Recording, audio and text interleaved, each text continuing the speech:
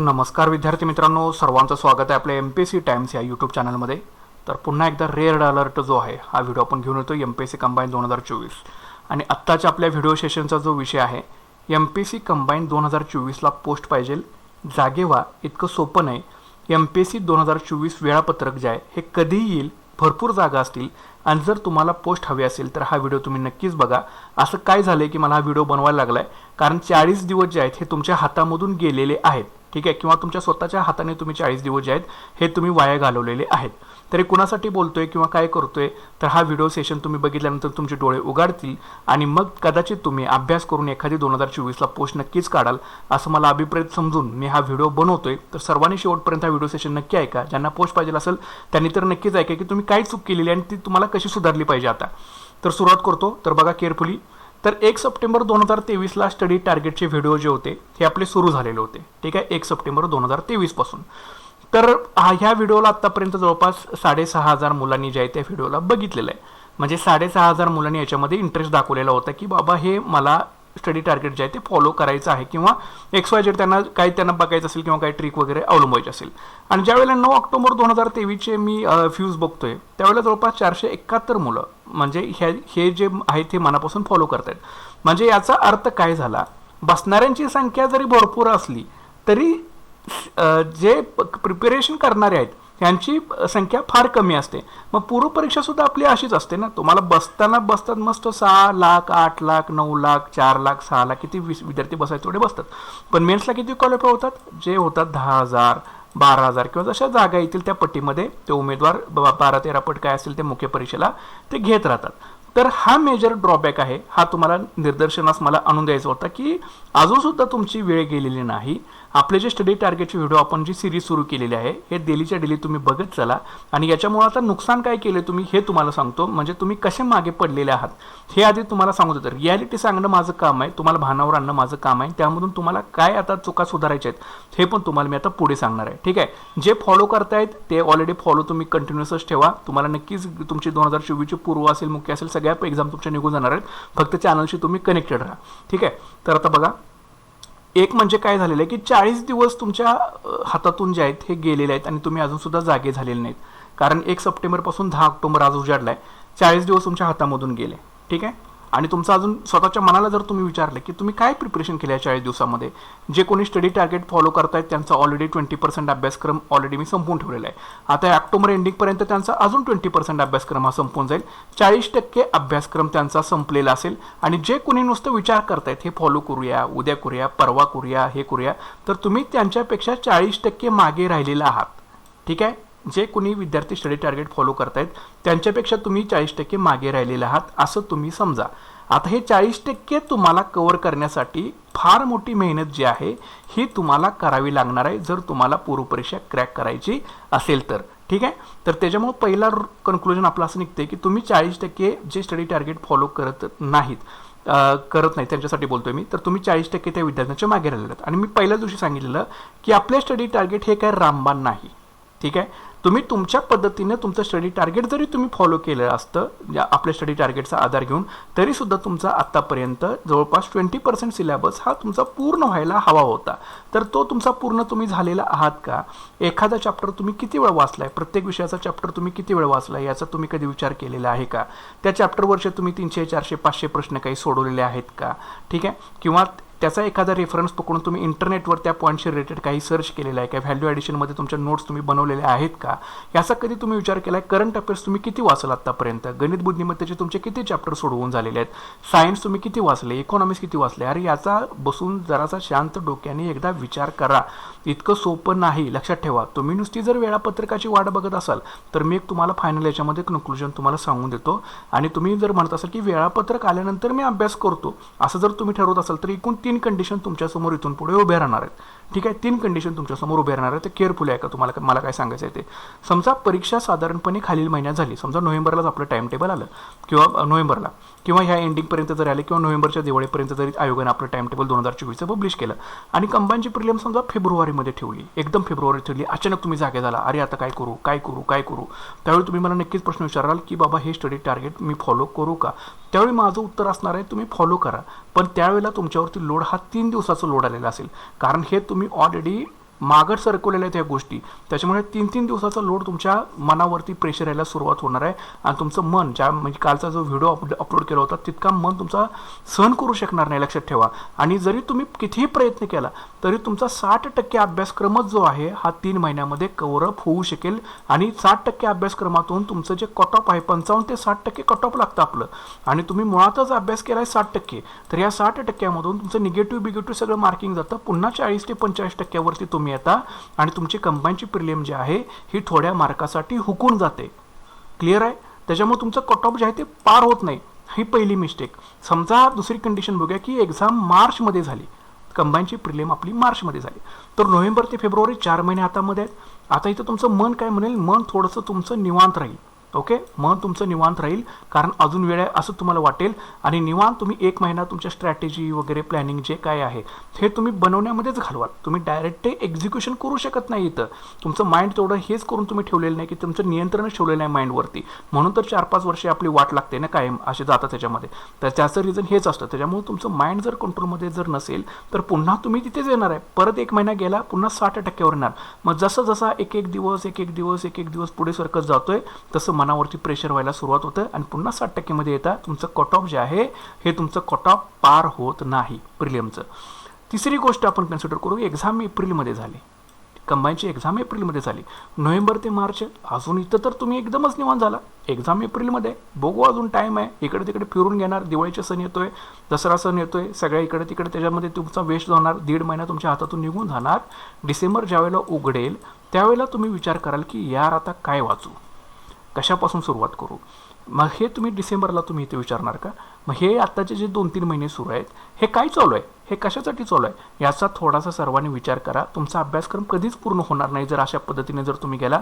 Cut ऑफमध्ये तुम्ही थोडक्यासाठी राहून जाल आणि पुन्हा 2024 हे तुमचं गोल्डन वर्ष ज्याला आपण म्हणतोय, कारण निवडणुकीच्या तोंडावरती जागा जास्त येतील, पुन्हा तुम्ही त्याच्यामधून पाठीमागे राहू शकाल.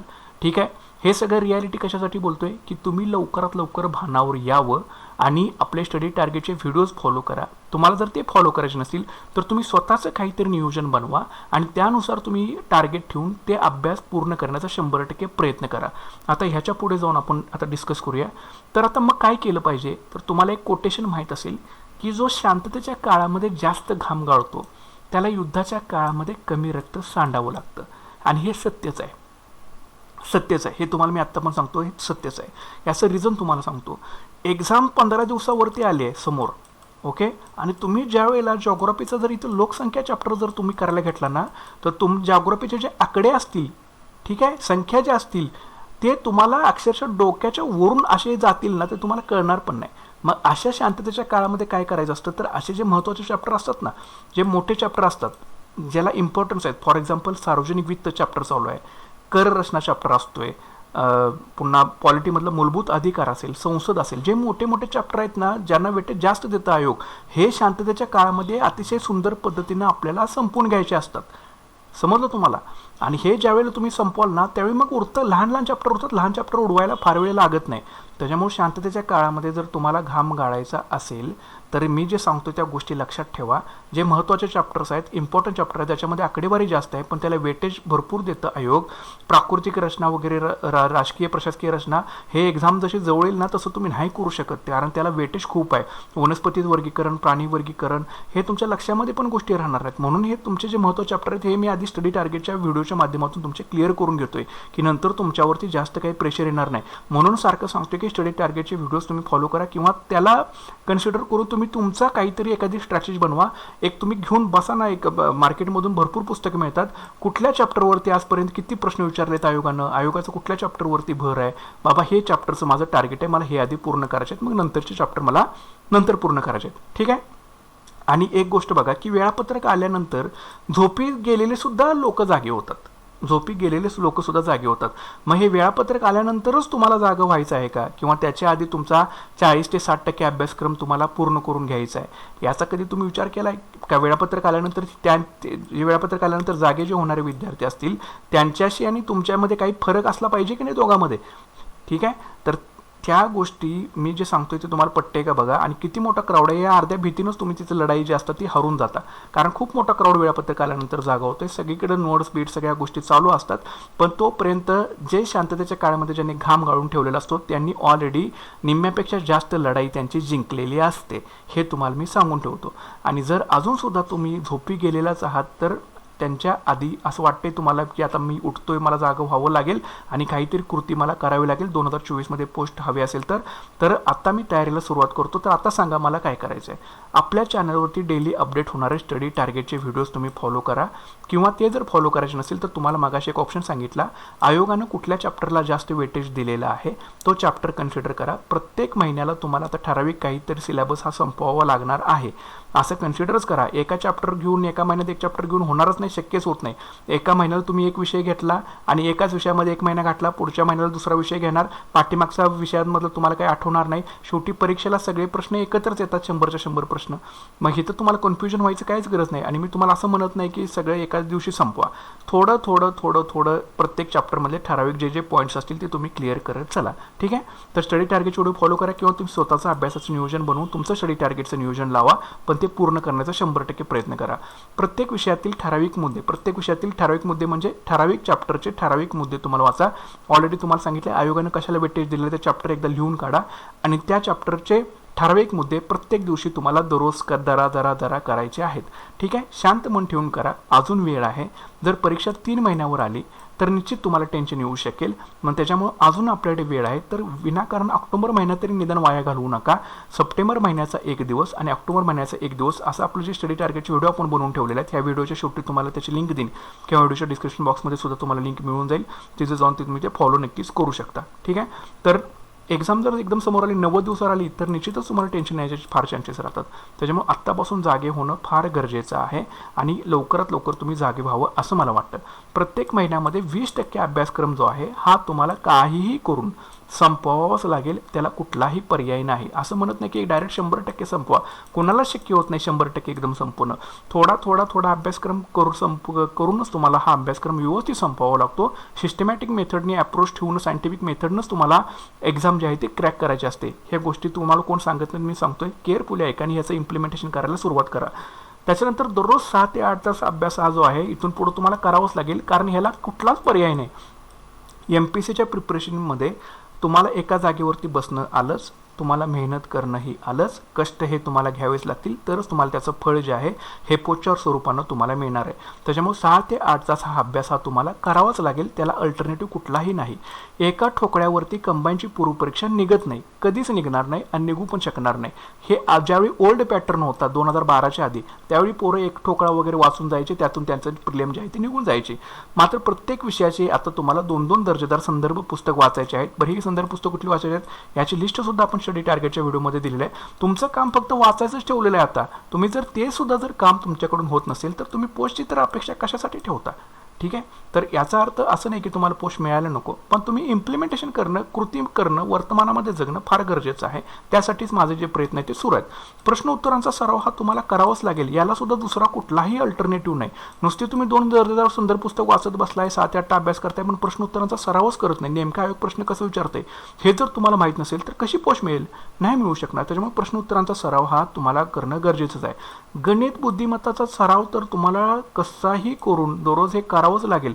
ह्या गणित बुद्धिमत्ता आणि इंग्रजी व्याकरणाशिवाय तुम्हाला पोस्ट जी आहे ही कंबाईनची मिळणार पण नाही तुम्हाला.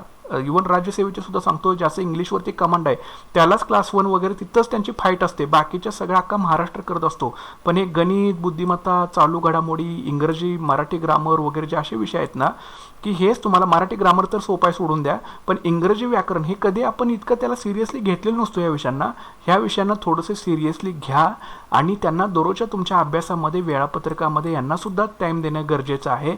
एकदा तुम्ही हे करून बघा 21 दिवस, तुमच्या स्वतःमध्ये तुम्हाला इतकं पॉझिटिव्हनेस वाटून जाईल ना, की मग तुम्हाला कॉन्फिडन्स वाटेल की नाही आपण हे काढू शकतो, आपल्यामध्ये सुद्धा तेवढे गट्स आहेत. ठीक आहे. गट्स आहेत म्हणून तर तुम्ही थांबला 4-5 वर्ष, त्याच्यामुळे त्या गट्सचा आता रिझल्टमध्ये रूपांतर होणं गरजेचं आहे. ठीक आहे. गट फिलिंग तर आहे तुमचीच, म्हणून तर रिस्क घेतली, म्हणून तुम्ही जे अजून याच्यामध्ये थांबलेल्या फील्डमध्ये, पण आता रिझल्ट येणं गरजेचं आहे. रिझल्टसाठी तुम्हाला आता लढायचं आहे. ओके. आत्ता 6-8 तास अभ्यास तुम्ही अभ्यासाला द्या दररोज. नंतर इतका वेळ देऊन सुद्धा तुमचा अभ्यासक्रम पूर्ण होणार नाही. मग हे शेड्यूल जातं 10-12 तासापर्यंत. ठीक आहे. 10-12 तास. पण याची शाश्वती नाही, कारण तर मन तुमचं अजिबात रिलॅक्स नसतं, मन तुमचं शांत नसतं. मनामध्ये सारखे इतके विचार येत राहतात की तुम्ही ते काही करून काही नको असं तुम्हाला होतं. म्हणून आत्ता वेळ आहे 6-8 तास. त्या वेळापत्रक येईल त्यावेळेला तुम्हाला मी सांगेनच, पण सगळ्या गोष्टी ऑलरेडी तुम्हाला सांगितल्या आहेत. तर डिसेंबर एंडिंगपर्यंत कमीत कमी ॲटलीस्ट 60% अभ्यासक्रम तुम्ही संपवण्याचा प्रयत्न करण्याचा टार्गेट ठेवा. कमीत कमी 60% तरी अभ्यासक्रम हा डिसेंबर एंडपर्यंत तुमचा पूर्ण जो आहे हा व्हायला पाहिजे. इथं कमीच म्हणतोय, इथं इव्हन तुमचा जास्तच अभ्यासक्रम व्हायला पाहिजे. कारण मी आता माझ्या चॅनलवरचे जे स्टडी टार्गेटचे व्हिडिओ ठेवलेले आहेत, माझं टार्गेट आहे की 80% अभ्यासक्रम जो आहे तो तुमचा डिसेंबर एंडिंगपर्यंत पूर्ण घ्यायचा. कारण सप्टेंबरमध्ये 20% झाला, ऑक्टोबर एंडिंगपर्यंत 20% होणार, नोव्हेंबर एंडिंगपर्यंत 20% होणार आणि डिसेंबर एंडिंगपर्यंत 20% होणार. मग हे कधीही लागू दे, कधीही प्रिलिम लागू दे पुढच्या वर्षात, आमच्या जे स्टडी टार्गेटचे व्हिडिओ फॉलो करतात त्या पोरांना काहीही टेन्शन येणार नाही. म्हणून म्हणतोय स्टडी टार्गेटचे व्हिडिओज तुम्ही बघा, तरच तुम्हाला त्याचा फायदा जो आहे तो होऊन जाईल, किंवा ॲटलीस्ट तुमचं तरी काहीतरी प्लॅनिंग बनवा. ठीक आहे. आणि मेन म्हणजे स्वतःशी प्रामाणिक राहा. तुम्हाला पोस्ट काढायची आहे, तुमची जी काही समाजामध्ये जे काही करायचं असेल, तुमचं काहीतरी देणं लागलं असेल तुम्ही, तर तुम्हाला त्या समाजासाठी काहीतरी करायचं असेल किंवा घरच्यांसाठी काहीतरी करायचं असेल, तर एकदा शासकीय गव्हर्नमेंट जॉबमध्ये तुम्ही या. तुमची लाईफ संपूर्ण स्टेबल होऊन जाणार आहे. 1 वर्ष हार्डवर्क करा. कोणीही हार्डवर्क केल्यानंतर कोणी मरत नाही, काय होत नाही, काय गरज नाही आहे. ठीक आहे. 1 वर्ष सगळं विसरून जा, पुढच्या दिवाळीपर्यंत विसरून जावा. ठीक आहे. पुढच्या दिवाळी नोव्हेंबरपर्यंत तरी पुढच्या मेन्सचा रिझल्ट किंवा मेन्समध्ये तरी तुम्ही असाल, किंवा मेन्स तुमची देऊन तरी झालेले असेल, आणि त्यामधून एक निश्चित तुम्हाला खात्री पटून जाईल की बाबा आपण काहीतरी सिक्युअर केलेलं आहे.